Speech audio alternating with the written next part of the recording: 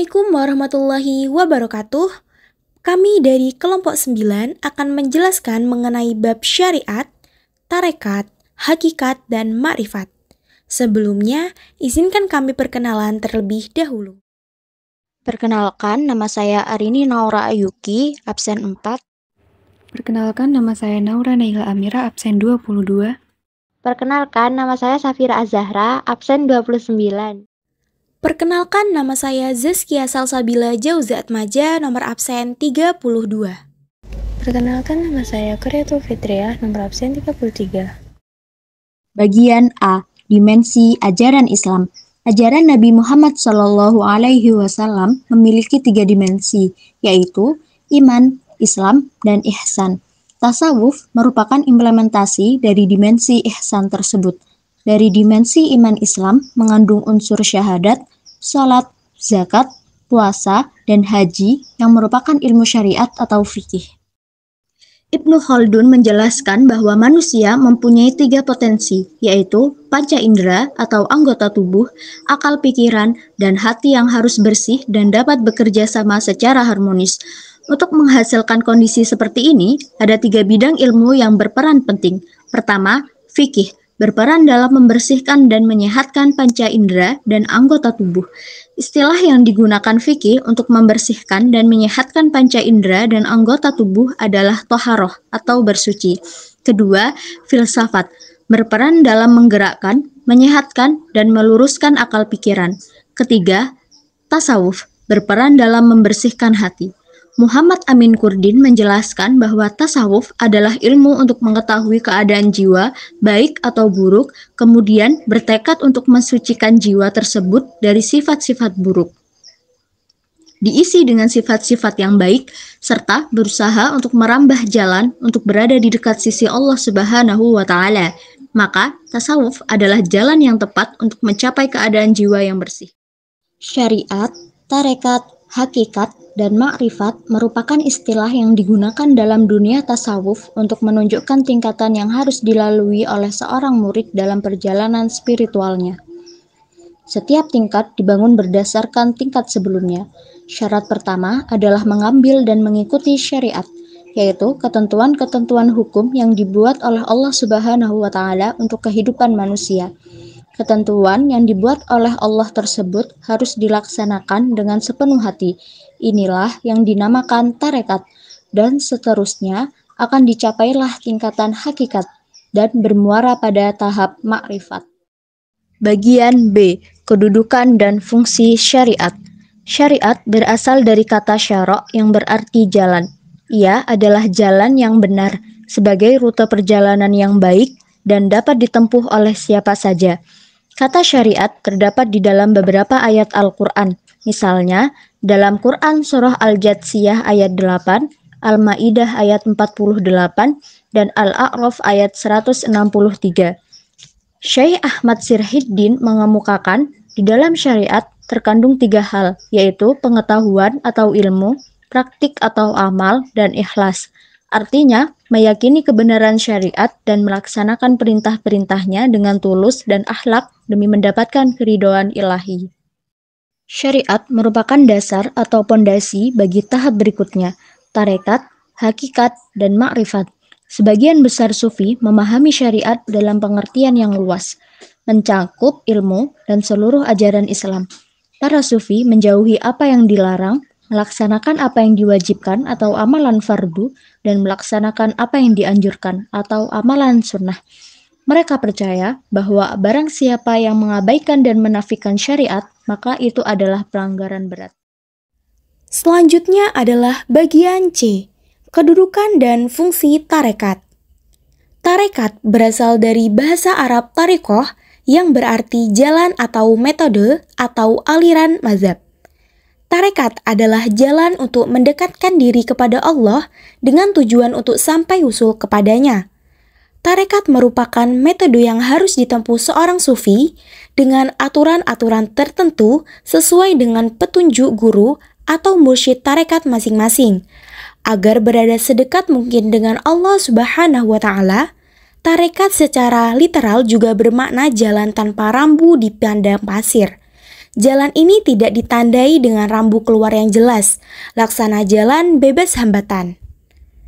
Tujuan tarekat adalah untuk memperkuat keyakinan terhadap syariat, meyakini kebenarannya, mematuhi ajaran-ajarannya dengan senang dan spontan, mengikis kemalasan dan meniadakan penentangan atas keinginan diri atau nafsu.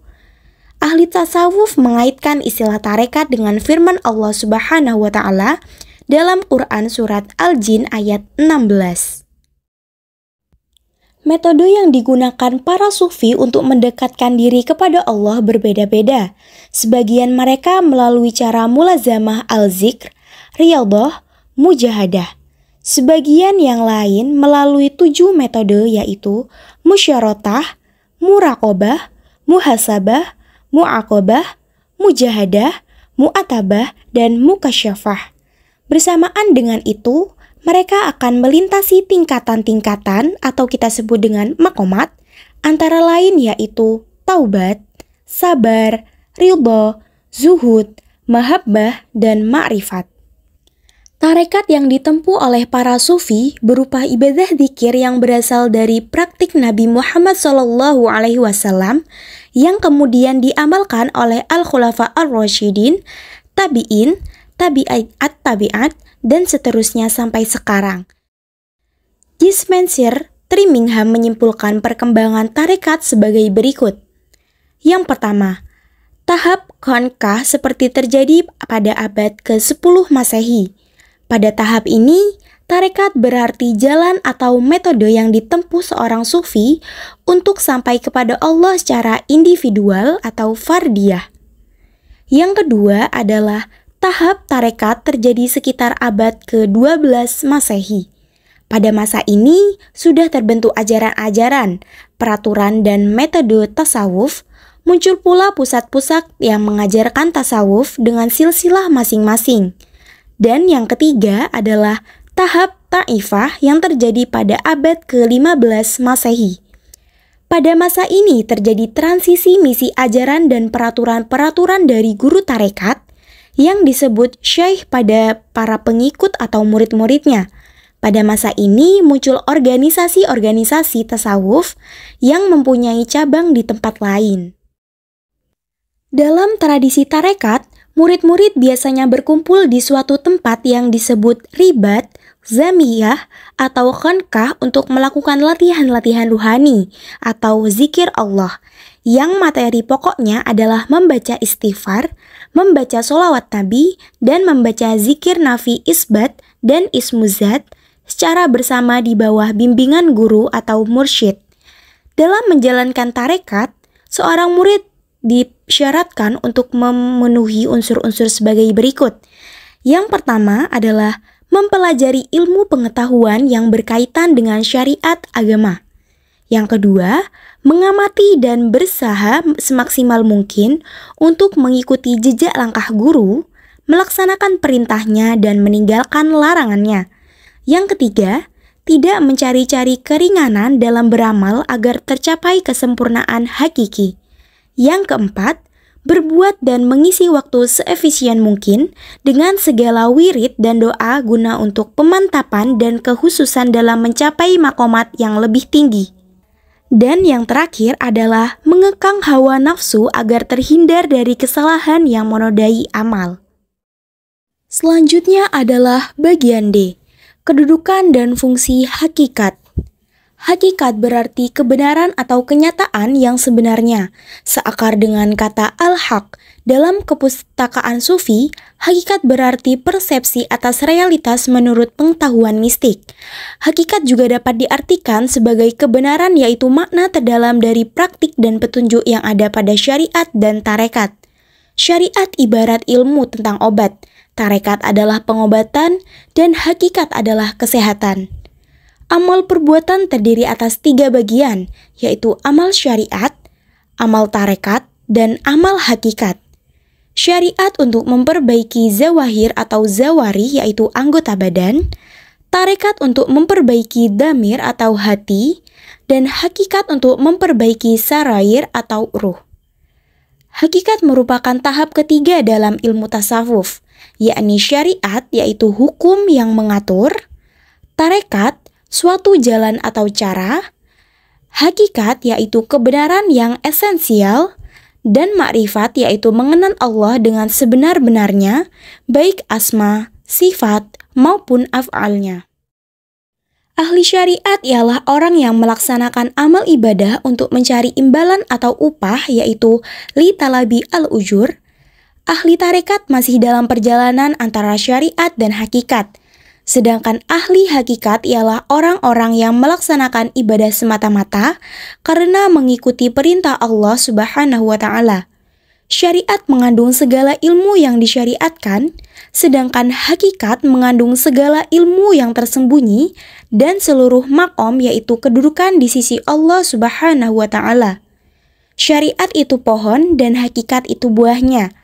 Ahli syariat akan batal sholatnya dengan bacaan yang buruk, sedangkan ahli hakikat akan batal sholatnya dengan akhlak yang buruk. Ahli hakikat ialah orang-orang yang melaksanakan ibadah semata-mata karena mengikuti perintahnya yaitu dengan ikhlas, disertai dengan rasa khauf yaitu takut atau gentar, raja atau harap, dan muhabbah yaitu dengan cinta. Dan yang terakhir adalah bagian E, kedudukan dan fungsi makrifat. Dari segi bahasa, makrifat berarti pengetahuan atau pengalaman.